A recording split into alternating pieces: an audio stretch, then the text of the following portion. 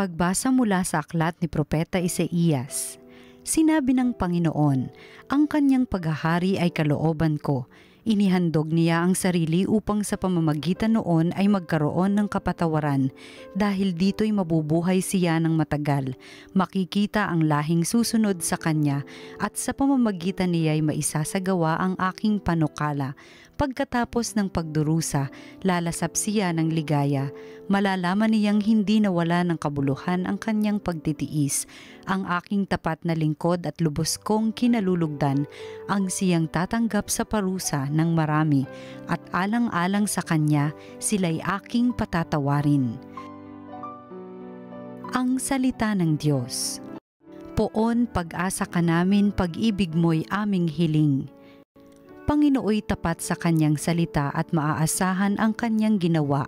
Minamahal niya ang gawang matapat, ang pag-ibig niya sa mundo'y laganap. Poon, pag-asa ka namin, pag-ibig mo'y aming hiling. Ang may takot sa Diyos at nagtitiwala sa kanyang pag-ibig ay kinakalinga. Hindi babayaang sila ay mamatay kahit magtagutom sila'y binubuhay. Poon, pag-asa ka namin, pag-ibig mo'y aming hiling.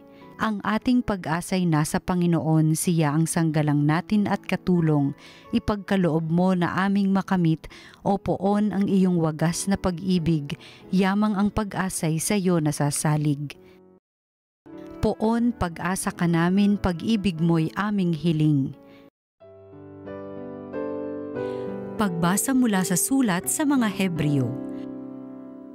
Mga kapatid, magpakatatag tayo sa ating pananampalataya, yamang mayroon tayong dakilang saserdote na pumasok sa kalangitan sa harapan ng Diyos.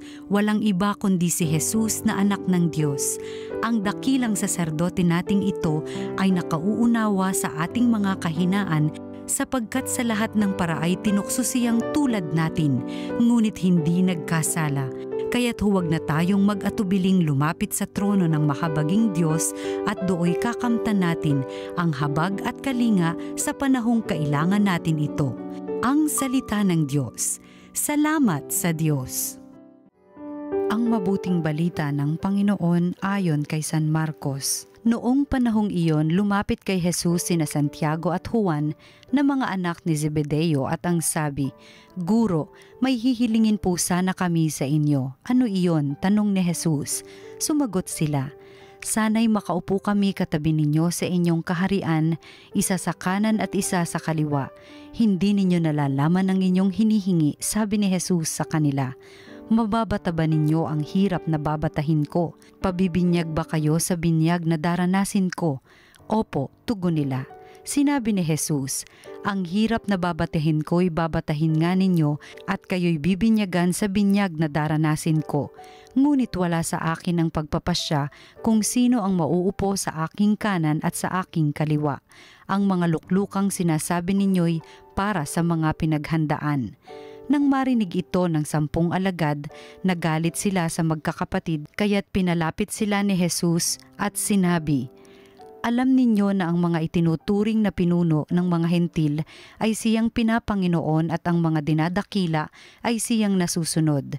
Ngunit hindi ganyang ang dapat umiral sa inyo.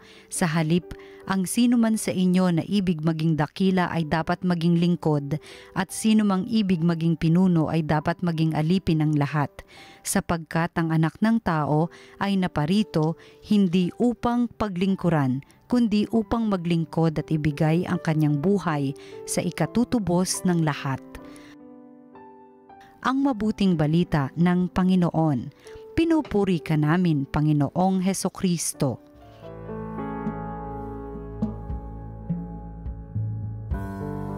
Blessed Sunday po sa inyong lahat. In this day, Sunday's Gospel, napakaganda po ng magiging pagninilay natin sapagkat ito po ay one of the most common amongst all of us, ambition.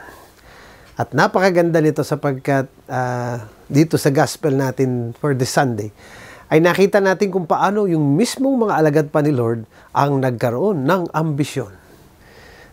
Binalikan ko nga po yung etymology ng ambition. Yung palang ambition is galing sa Latin na ambire, which means to go around. Pero to get votes. Parang kukuha ka ng boto. Tuloy naisip ko ba? Oo nga pala panahon na nga pala ng eleksyon. At ito na, kitang-kita natin how people will go around to ask for votes. For what? For a position. Para magkaroon ng posisyon, di ba? Sadya naman po, di ba? Yan ang exercise ng natin ng democracy, na magkaroon tayo ng election. Pero kita nyo itong nilinaw ni Lord that in the reality of mission and ministry, there is no place for ambition. No? Kasi sinabi ni Lord if you want to be the first, you must become the last. At yung meaning ng pagiging last na ito is by serving others. Hindi ang hanap mo yung pang sarili, kundi ang hanap mo dapat ay pag-aalay ng sarili para sa iba. And truly enough, napakaganda't na ipaalala ni Lord. Why? Because for one, yung ambition, it has become and can become a source of division. Samantalang hiling ni Lord ay unity, lalo na sa simbahan, sa loob ng community. And we can always, sabi nga, relate to this. Na ang daming pagkakataon, pag may gusto makaangat sa iba, ang nagiging dulot, pagpakawatak-watakan ho. And it is a matter of pride when one seeks such positions, while it is a matter of humility when one seeks to serve others because it is part of the mission. Ito napakagandang invitation from our Lord for all of us. And na-relate ko nga sarili ko lately, gawa ng I have been appointed by the Holy Father to become the Bishop of the Diocese of San Pablo. And so many people would always try to tell me, ay, congratulations po, Bishop, sa promotion. And then some would say, Bishop, masaya ka siguro kasi na-promote ka. Well, in fact, ako honestly speaking, hindi ko siya nakita as a promotion. Why? Because first and foremost, hindi ko naman hinanap. Hindi ko sinik na mapalipat ako sa isang malaking diocese. Second, ang feeling ko nga ako mismo pag iniisip ko yung aking haharapin as a bishop of a big diocese like San Pablo, ay ako po bagay natutulala. Natutulala because of the weight, the burden from 250,000 na population namin dito sa isla ng Marinduque, sa Diocese of Buwak, ay bigla na lang 3 million ang usapan. From a number of 41 priests na meron kami dito sa Diocese of Buwak, pupunta ako sa 187 together with the religious, 140 plus kapag diocesan. Wow! Immense. But is it a promotion? No. It is a greater mission. And hopefully, I will never forget that. And hopefully, I will not seek na itong paglipat ko ay ang hanap ko better life, better resources. No.